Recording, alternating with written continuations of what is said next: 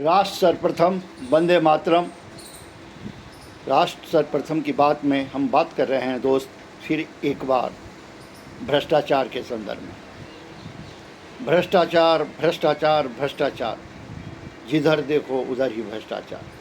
फिर एक ऐसा भ्रष्टाचार सामने आया है जिसके बारे में सुनकर आप दंग रह जाएंगे। यह मामला है इंजीनियरिंग विभाग का। इंजीनियर साहब भ्रष्टाचार से इतना धन इकट्ठा किए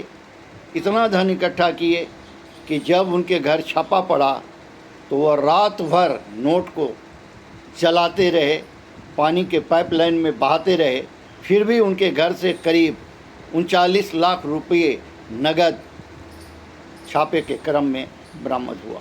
कई दस्तावेज बरामद हुए हैं, कई प्रॉपर्टी में पार्टनरशिप के कागजात बरामद हुए। सवाल ये उठता है कि एक इंजीनियर के घर से जब एक छापे में इतनी बड़ी मात्रा में काले धन बरामद होते हैं तो स्वाभाविक है कि वह चर्चा का विषय बनता है। और एक भ्रष्ट इंजीनियर के कारण लोगों के नज़र में इंजीनियरिंग विभाग ही संदेह के घेरे में आ जाती है।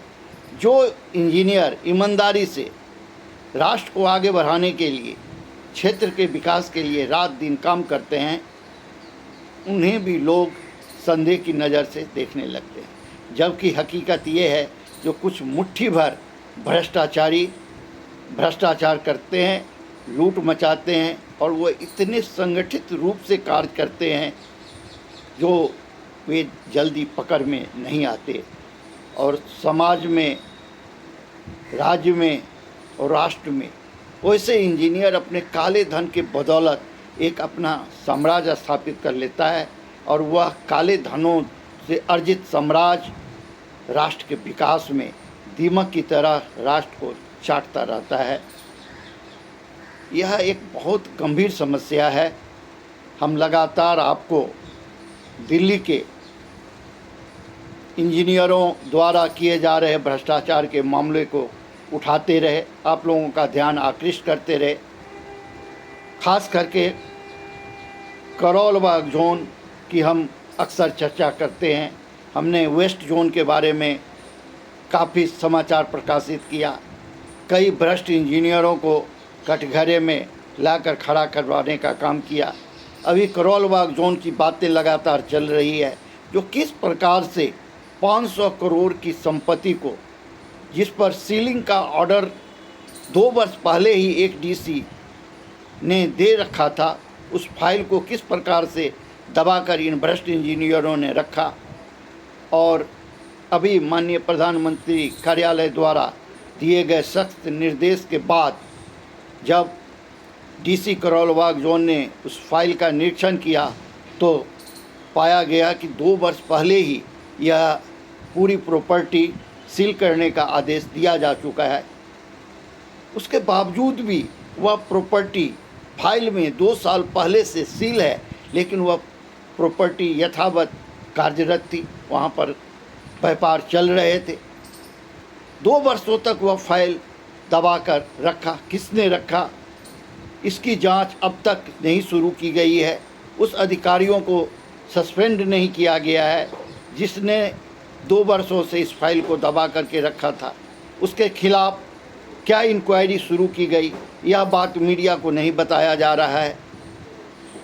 इस खेल के पीछे कितने काले धन का खेल खेला गया, किस किस सफ़ेद पोशों द्वारा यह खेल खेला गया, कैसे वह फाइल 2 वर्षों तक सीलिंग के आदेश के बाद दबी रही, इसकी जांच अब तक नहीं शुरू की गई। यह मसला चल ही रहा है। इस प्रकार के एक नहीं अनेकों मामला सिर्फ करौल बाग जोन भवन निर्माण विभाग के अंतर्गत मोती नगर विधानसभा क्षेत्र में है। एक नहीं दर्जनों ऐसे सीलिंग के ऑर्डर फाइलों में दबे पड़े हुए हैं जिन्हें वर्क स्टॉप का नोटिस दिया गया। वह बिल्डिंगें बन के तैयार हो गई, कई बिल्डिंगें बिक गई।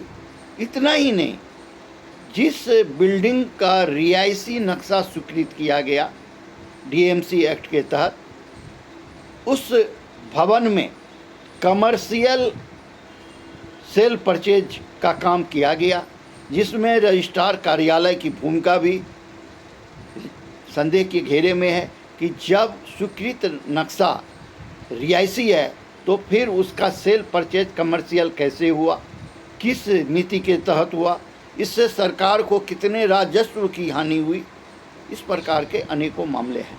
अभी हम बात कर रहे थे भ्रष्ट इंजीनियर का, यह करोल बाग का मसला या दिल्ली का के अन्य क्षेत्रों का मसला तो अलग है। अभी हम बात कर रहे हैं बिहार के पटना के एक इंजीनियर का, जिसके घर पर आर्थिक शाखा ने छापा मारा और छापा मार करके 39.50 लाख रुपए के लगभग नगद बरामद किया है, जो पानी की टंकी में छुपा कर रखा गया था।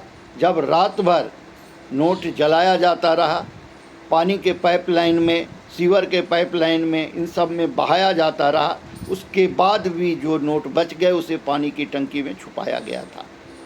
वो इंजीनियर ग्रामीण विकास विभाग के हैं। पटना के साथ साथ उनके पास मधुबनी डिवीज़न ग्रामीण का भी उनके पास प्रभार है। अब आप अंदाज़ा लगा सकते हैं जो कि वो इंजीनियर ने क्षेत्र का क्या विकास किया होगा। विकास की राशि जब उसके घर पहुंची है इस प्रकार, जो उसे जलाना पड़ रहा है छापे के क्रम में, पानी की टंकी में छुपाना पड़ा, आप अंदाज़ा लगा सकते हैं जो कि उसने जो भी विकास के कार्य किए होंगे उसकी क्या स्थिति होगी। यहाँ से प्रधानमंत्री मोदी जी भ्रष्टाचार पर जीरो टॉलरेंस की बात कह रहे हैं। बिहार में नीतीश बाबू की सरकार है, मिस्टर क्लीन उन्हें कहा जाता है, और एक इंजीनियर के यहाँ से इतनी बड़ी राशि पकड़ी जाती है, इतनी बड़ी बात उभर के सामने आती है कि वह रात भर नोट को जलाता रहा। उसके ऊपर कानूनी प्रावधान के तहत नोट जलाने के आरोप में मुकदमा दर्ज हुए हैं, उसे गिरफ्तार किया गया है। लेकिन सवाल गिरफ्तारी और मुकदमा से अधिक यह उठ रहा है कि अगर एक इंजीनियर इस प्रकार से लगातार भ्रष्टाचार को अंजाम दे रहा था तो अब तक ईमानदार सरकार की नज़रों से वह कैसे बच रहा था। यह एक बहुत गंभीर समस्या है। यह विनोद राय जी इंजीनियर हैं, मधुबनी डिवीज़न जो माता सीता की नगरी है, जहां अभी अभी माता सीता की मंदिर के निर्माण के लिए माननीय गृह मंत्री जी गए थे। सारा मिथिलांचल खुश है जो बिहार अब विकास के पथ पर आगे बढ़ रहा है। माननीय प्रधानमंत्री जी भी मिथिलांचल बिहार के विकास के लिए लगातार अपना सहयोग दे रहे हैं, आर्थिक सहयोग उपलब्ध करा रहे हैं। लेकिन दूसरी तरफ इस प्रकार के भ्रष्टाचारी इंजीनियर जब दीमक की तरह विकास को चाटेंगे और काला धन इकट्ठा कर करके अपने घर को भरेंगे, और जब छापा पड़ेगा तो उसे जलाने का काम करेंगे, पानी की टंकी में उस नोट को छुपाने का काम करेंगे, तो फिर यह राष्ट्र आगे कैसे बढ़ेगा, राष्ट्र सर्वप्रथम का सिद्धांत कैसे लागू होगा, यह एक विचारणीय विषय है, यह एक चिंता का विषय है। इसीलिए हमें फिर आप लोगों के बीच भ्रष्टाचार के इस मुद्दे को लेकर के आना पड़ा आपके बीच, क्योंकि दिन की शुरुआत में ही अगर सच्चाई से अवगत करा दिया जाए तो हो सकता है आज के दिन ही कुछ भ्रष्ट इंजीनियर, कुछ भ्रष्ट अधिकारी इस डर से कि कहीं उनके ऊपर भी नज़र न हो, वो भी न पकड़े जाएं और रात में उन्हें भी नोट न जलाना पड़े, पानी की टंकी में न छुपाना पड़े।